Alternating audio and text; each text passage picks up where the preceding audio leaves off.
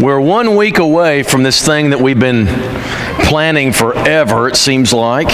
1 week away. Next Sunday morning, no early service. Remember that. Come together here. 9 o'clock. Everybody come in here. We're not going to have regular classes. Everybody's going to come in here. David Shannon's going to speak. Then at 10 o'clock, worship will speak again. We urge you, bring friends, bring family. You'll want to hear this and you want to be part of this. And go out, take them out to eat, take them to your house, prepare a meal for them, whatever. And then come back that night at 5 o'clock. I know we say it's for young people, but you'll want to hear this guy again, and you'll want to hear that voluminous singing that Jake Wallace is going to lead us in. It's going to be well worth coming back for. So also remember this. This is where, how many of you received that presidential track that David Shannon's on in the mail? Anybody receive that little like card like this? Anybody? Some of you did. They sent out like 1,000 of those things all around Jonesboro, so we're not the only ones advertising this. Freed Hardeman wants you to come hear the president, the new president. So at 4 o'clock, the admissions team at Freed Hardeman will be with the president, and they're going to set up probably in the elders room in there, and they're going to have an information session for any parents who are within a year or two of sending your kids to college. It doesn't matter whether you go to Freed Hardeman, they don't care about that. They're just going to tell you all sorts of information about how to prepare for your kids to go to college. So if you're just wondering, what do I do? How do I prepare for that? Come at 4 o'clock. That's just a little earlier than 5. If you want to participate in that, it's no big deal if you don't, but it's a great blessing if you're just kind of new to all that stuff and want to hear that. So it's going to be a lot of fun next week. I got to say one thing about Dusty Hamlet. I didn't get a bulletin today, so was there a college focus this week? Who was it? Who? Heather who? Oh, yeah, okay, Heather. Yeah, okay, yeah. Well, last week it was Dusty, and I meant to say this, but I don't know. Anyway, so let me tell you about Dusty. He says the preacher here is awesome. That's why he's here. So I got to really applaud him for his truth telling. Okay, I got to tell him, But what I want to tell you about him is there were times his dad had some terrible accidents that happened to him, and he was out a lot. I can remember on one hand the number of times Dusty wasn't at church, even on his own, when his parents couldn't be. I just got to tell you that. This is one special kid. So I say kid, he's getting up there, So I have to brag on him a little bit. That's the way he was growing up, and that's the way he is here. And he comes to the college group, and he loves this college group, and there's some cool things going on, and also the Fitz are with him. But anyway, there's some neat things going on with the college people, and I just love seeing them together, and he's a great influence. He's a great kid. I just got to brag about him. We're in Exodus chapter 15. Be making your way there. We're going to do some cruising. I know from talking to people we have some journalers here. I'm not going to ask for a show of hands, but some people who take to pen and paper, or more likely a computer screen, and you record some of the things that have happened to you. Maybe you do this once a week or a couple times a week, or maybe you do a prayer journal and you write in there the things that have happened and things that you're praying for. But this is very helpful because you not only write down the events that happened, but you write down what you're feeling about them and some observations about them. And those big things that happen in life you think you'll remember forever, you won't if you don't write them down somewhere. You will easily forget those. Michael comes back with a group from Houston. He said, I just got to tell you this. And now some of you heard this story. This is a great story. But they were working with young people in the inner city, and each one of those kids kind of adopted a kid, or two, and worked with them and did some stuff with them. And at the end of the week, Michael says, what I want you to do is I want you to take that little person that you're working with. I want you to tell them you love them. Right? And so these kids talk about how they shared their feelings with these kids, and everybody was in tears as they shared kind of the experience of talking about telling their love for these kids. But Colin Lamerson had a different experience than anybody else.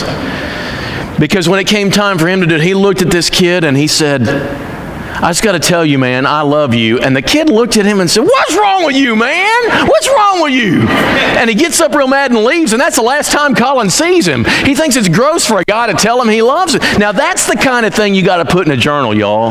When something like that happens, you got to write that down, because that's funny. I don't care who you are. And then you've got those experiences like the Leafs are having right now. And right now, in the midst of this, it's all consuming, and the emotions they feel and the thoughts they have need to be written down. Because as powerful as they are right now, time even takes those things away. And you need to write those things down and talk about them, or share those feelings and write them and record them. I've done that when Abby had her experience there, and I turned it into a scrapbook thing that I still cherish for the rest of my life. If our house burns down, that's the number one thing I go back and get, because I want to remember that stuff that so easily time can steal from you. What you get in the book of Exodus, especially chapters 15 through 19, is several months of what happens, 8 or 9 weeks for sure, a time period here of what happens between leaving Egypt and getting to Mount Sinai. And there's probably a lot of things that happen to a group of people, but these that they record are recorded for a reason and for our learning, Paul says in 1 Corinthians 10. And these are the things that Moses says, this is what we need to remember. We need to write these things down because you'll forget. If you go to Wendy's tonight for whatever reason, you eat there and they burn your burger, you're probably not going to remember that very long. I mean, it's going to annoy you or whatever, but it's not going to mess up your life. But if you're stopping there to go to Wendy's and somebody hits you from the back and messes up your neck for a long time, you're going to remember that. You'll put that in a journal. The things that you remember because it did something to your life. And so Moses records these things because they need to learn them. Exodus chapter 15 is the first one. Scene number 1, right after they cross the Red Sea, now they're out and they don't have to worry about Egypt anymore. They're out into the wilderness. And this is a picture from this. And what happens is they get to Marah. They get to Marah at 3 days without water. Imagine all those people in the wilderness without much water, and they finally get to a watering spot, and they get there anticipating with every fiber of their being, drinking to their heart's content, and they start drinking the water, and it's bitter. They have to spit it out. They can't drink it. And they cry out to Moses. It says they grumble to Moses, and Moses talks to God, and God says, I don't understand this, but he says, pick up this tree. So he picks up this tree or this log, throws it in the water, and the water becomes sweet, and they all drink. But the weird thing is, and the thing that he wants them to remember, I want you to join me in chapter 15. There the Lord made them a statute and a rule. He says, here's a deal, guys. I'm going to lead you through the wilderness, and I'm going to test you as you go through the wilderness. I want you to know right now, we're getting to know each other. God says, you're getting to know me, I'm getting to know you. We're going to have a test. And here's what, if you will listen to my voice,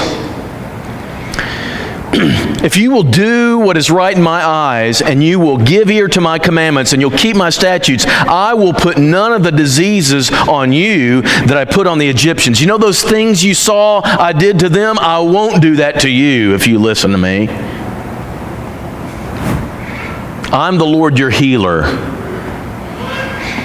And then he led them to a paradise, Elim, where there's plenty of springs and palm trees, where they got to have a holiday for a time, right? That's scene number 1. He sets up this test and says, listen, if you'll just listen to me and you'll follow my lead, just listen and do what I tell you, I'm going to keep you healthy.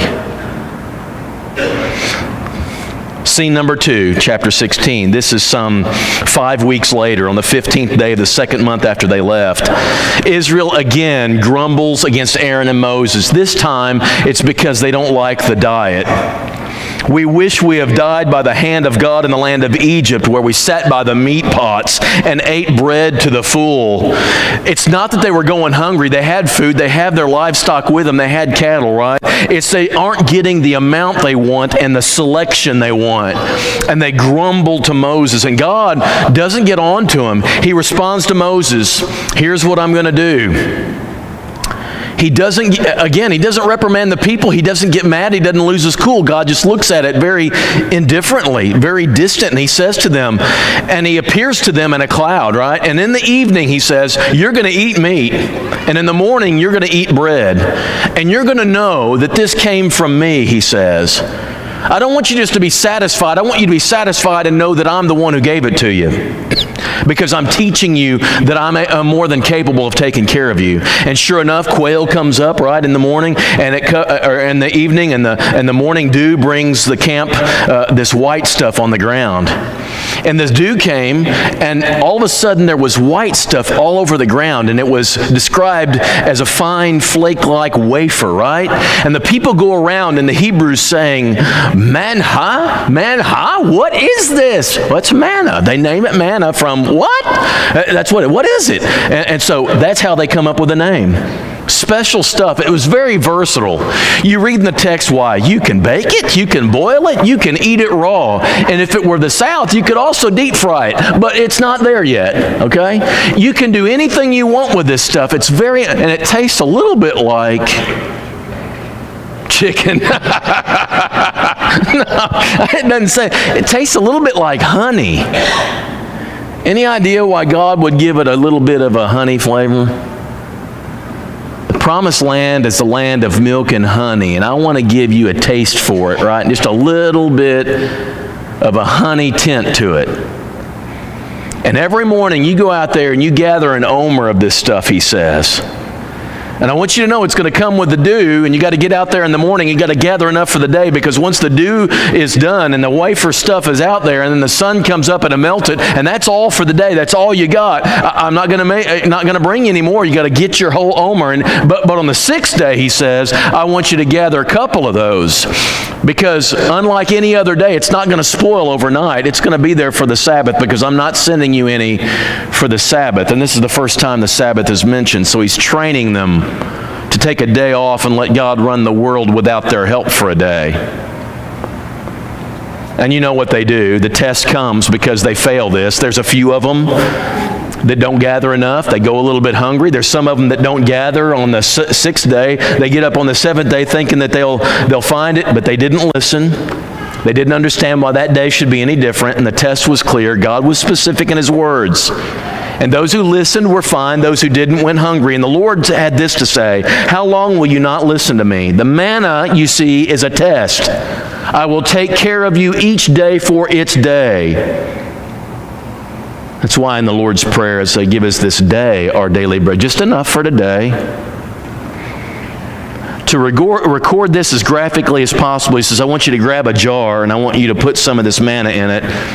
Put the lid on that jar, and I want you to keep it forever. I want you to remember how God led you through the wilderness all those 40 years, because for 40 years, until they made it to the promised land, that manna was there every single morning. Well, except Sabbath mornings. Do you remember what all they put in the ark for posterity's sake? You had first the manna, and then you had the 10 Commandments, and then you had Aaron's budding rod. And the first that came was God's provision for the day. That's worth remembering. The first time manna comes, that's worth remembering. So this all happens in chapter 16. It turns over to chapter 17, and this is a more famous scene, as shown by this picture. You'll be very familiar. This is a few weeks later, apparently, and this got Moses' attention. He says, we need to record this too. They're camped at Rephidim. There's no water, and the people, this time, instead of grumbling, they're quarreling with Moses. It's a little stronger. They're getting a little fussy. They've been in the wilderness, living out of a suitcase, camping for 8-9 weeks now. Fuses are a little low. And they gripe, because often a gripe against God's leaders is really a gripe against God. They no longer asked or cried, now they demanded. It's not, will you please give us water, do something about this. Give us water to drink. We're entitled to it.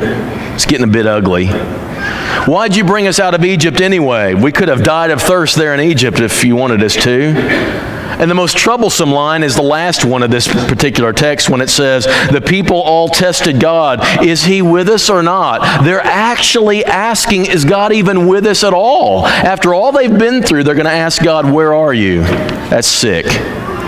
And so God says, I want you to have the elders walk in front of the people, and I want you to go on this rock, and I want you to strike this rock.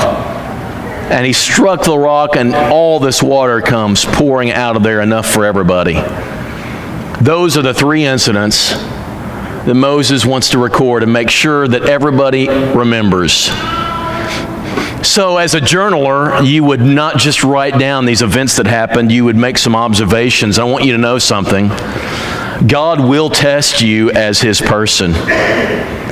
Once He gives you His word, and once He tells you what His will is, He will test you to see if you've listened at all. He will test you to give you a chance to see if you're going to trust His word or if you're going to venture out on His own. God's going to do that with all His people. He always does. He'll provide you with water, but He'll hold you out longer than you really want to in order to see if you're going to hang on and trust Him or not.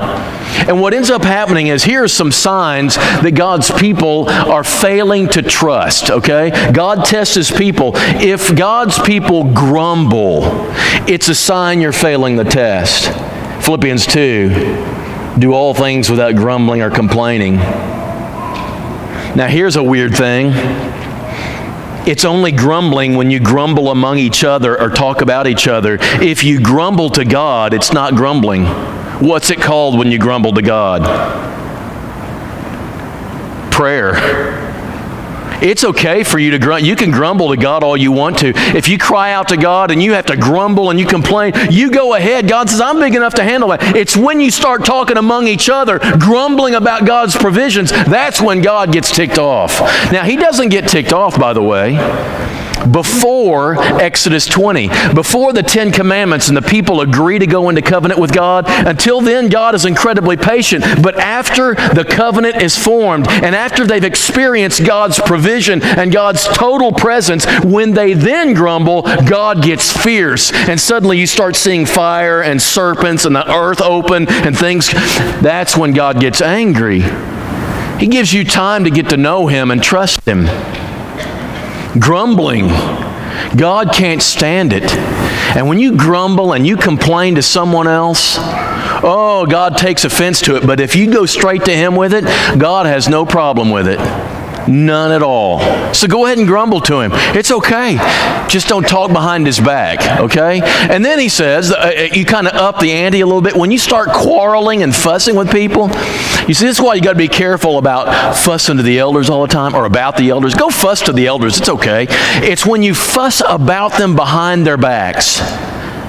God can't stand that either, because it's a fine line between grumbling against God and grumbling against the leaders God puts over you. It's a fine line in the eyes of God. So be real careful how you do that. Real careful. And certainly no quarreling and fussing that way. And then it's like when you start going, when you start looking at your past life as though it's better than the life that God's leading you now, you can't stand that. When they kept going, you know, it was so good back there in Egypt. No, it wasn't. It wasn't that great. You know, the only thing good about the good old days is they're gone. That's what Phil Rampey told me. I only know that because Phil Rampey told me that. You know what's good about the good old days? They're gone. Everybody talks about how great it was to go get that pail of water and bring it in when you didn't have running water. Oh, you're forgetting something. You're forgetting something, right? And so when you start complaining about how it used to be better and God's not making your life any better, be careful with that. And finally, the entitlement, that sense of God owes you something. Listen, God doesn't owe you anything. And if you start feeling that sense of entitlement, be real careful with that. So the people are being tested by God and they're failing the test. God, as far as it reveals God, God is present for every one of these, and He's so patient with the people. And He's so advancing this relationship. But as we look at the rest of what what Moses records about this, there's other places where he mentions these stories, and he says these are the things we should have learned. And the first one is God can be trusted to sustain His people. I want you to see this in the book of Deuteronomy chapter 8, when God has Moses reviewing the wilderness experience with him. And here's what Moses said: the whole commandment that I command you today, you shall be careful to do, that you may live and multiply, go in and possess the land that the Lord swore to give to your fathers. You shall remember the whole way the Lord your God has led you these 40 years in the wilderness, that He might humble you, testing you to know what was in your heart, whether you would keep His commandments or not. I want you to know the whole thing was a test. And He humbled you, and He let you hunger, and then He fed you with manna. Why do you think God let them hunger before He fed them? Why would any parent let a kid get hungry before feeding them? I try to think about that. Why would a parent ever do that? You're driving along,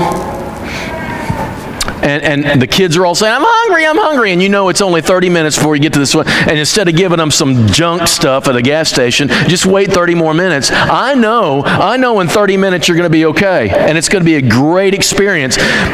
But you're sitting there in that 30 minutes thinking, why are my parents abusing me like this? You started getting your cell phone and calling the 1-800 number of child abuse and all that. Maybe they know something. Maybe they know something that's good for you. I don't know. But anyway, he says, I let you hunger and fed you with manna which you did not know, nor did your fathers know. God came totally out of the blue to satisfy their hunger. Totally out of anybody's imagination, created manna to satisfy the hunger. That's an amazing thing. It says something about God. So that you'll know that that man lives by every word that comes from the mouth of the Lord. Does not live on bread alone. Your clothing never wore out. Your foot did not swell those 40 years. They wore the same pair of sandals on year 40 that they did on year 1. Have you ever had a pair of sandals last more than a summer? God took care of them. Moses in Deuteronomy is looking back on the experience we just read about in chapters 15, 16, and 17. And he says, you know what you should have learned? God is more than capable of taking care of and sustaining His people. And I want you to know we're being led in this even right now through what we've experienced as a church in the last few months. God will sustain His people. He will take care of them. He will hold them up. And you can go through some trying things, but we can never question whether God's present with us. We have no right to do that. He's been too good to us. And another thing you might know, I've spoken this to Abby so many times from all our experiences, is you can't let little things bother you anymore because you've been to the major leagues and God has proven Himself faithful. No excuses for a lack of faith from this point forward, given what He's done for you. And that's what Moses is trying to say from these experiences, looking back on these. Another one is, if we obey God, we will be a blessed people. Can we follow God's instructions? Deuteronomy chapter 6, again, Moses looking back on these events that we just talked about says, you shall not put the Lord your God to the test as you tested Him at Massah, which is where He struck the rock. You shall diligently keep the commandments of the Lord your God and His testimonies and His statutes, which He has commanded you. Just do what God tells you. If you'll learn this, and there are so many people over and over again, God keeps telling us, and we keep not listening.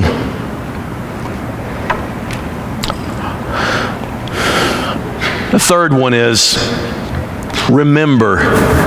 The journal is for remembering.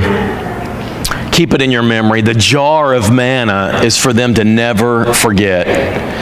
So that even Paul talks about our journal events from chapters 15, 16, and 17. And here's what he says in 1 Corinthians. Listen very carefully, because this is us. We're no longer talking about Moses looking at the near past, right? We're looking at Paul. And he says, I do not want you to be unaware, brothers, that our fathers were all under the cloud and all passed through the sea. We're all baptized into Moses in the cloud and in the sea. All ate the same spiritual food, which is what? Manna. And they drank the same spiritual drink, which is what? Water from a rock. They all drank from the spiritual rock that followed them. The rock was Christ. And yet, most of them God was not pleased with, for they were overthrown in the wilderness. These things took place as examples for us.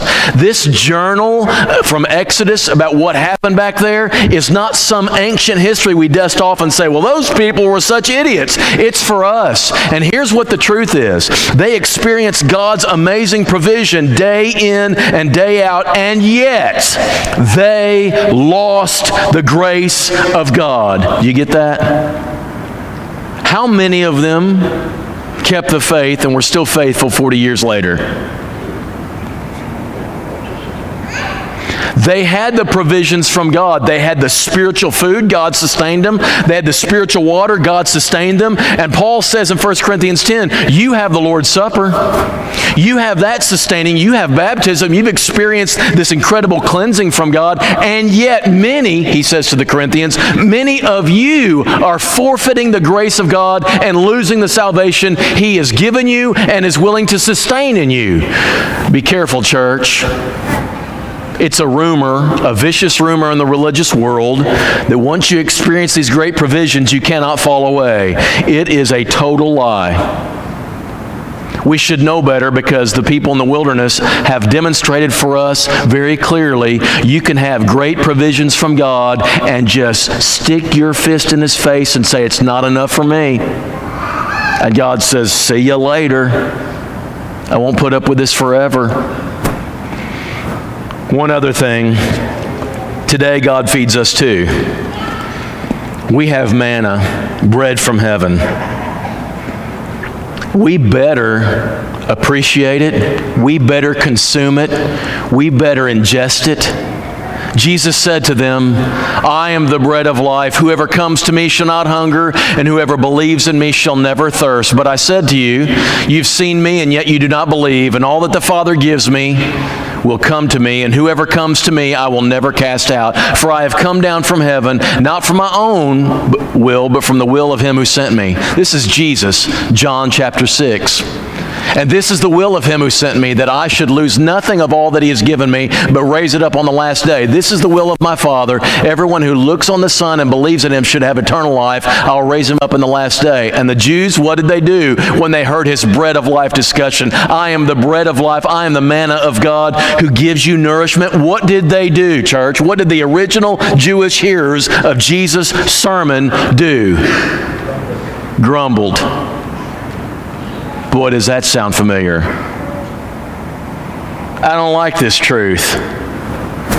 If we were to finish this line, you know what ends up happening. He tells them, you must eat my flesh and you must drink my blood if you want to have any chance of eternal life and life with the Father. You must consume me. You must take the words of Jesus and the identity of Jesus and you take it in without question. It soaks into the fat cells of your body and then your body burns it and it comes out in Jesus in you. It comes out that way. And you've got to consume Jesus like this. And you know what? They walked away thinking, ooh, that's a little much.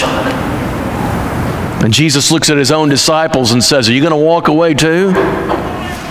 And what does Peter say?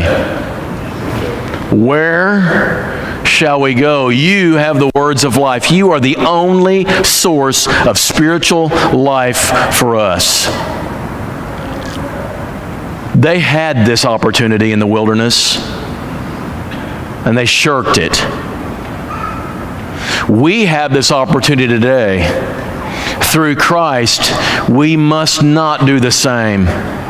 We must consume and ingest Him and make Him part of our lives forever.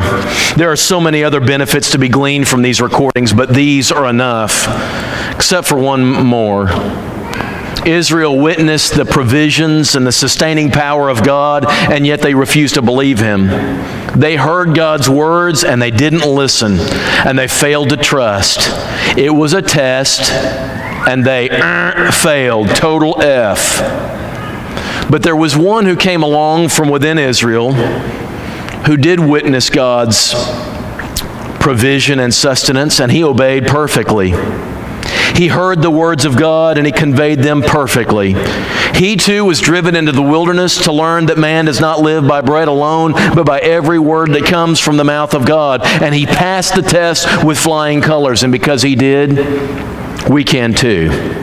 He succeeded and became the bread of life for us, that we can consume and have eternal life.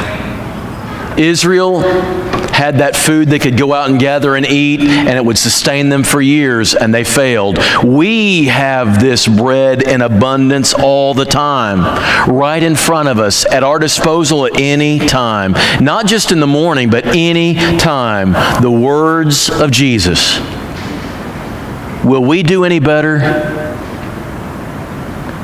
Will we prove to be any more faithful with the provisions that God has given us than the Israelites were. It's all up to us, each of us, to decide. This journal entry is one for us to go back and look at and say, wow, all this they had and they didn't take advantage of it. All this we have. Do you take advantage of it? Have you chosen to consume Him? Ingest Him as the Son of God and make Him part of your life? If you have, you're here tonight going, tell me more, I want to know about this journal. I want to walk, and I'm going to let Him come out in me all this week as I live and move and have my being. But if you've not, I want you to know you're spiritually dead. You need the life that only God can give you through the words of His Son. You must have those, and you must take those in and without question consume them. That's the test. Every person has the test. Are you going to take Him and consume Him or not? And it's all up to you. Are you passing or failing? Well, the test is here again. You have another opportunity to decide, am I going to do this better this time? Here's another shot I've got. The words of Jesus are here. He's present with us, and He's beckoning you to come. But it's all up to you as we stand and as we sing. Have thine own way.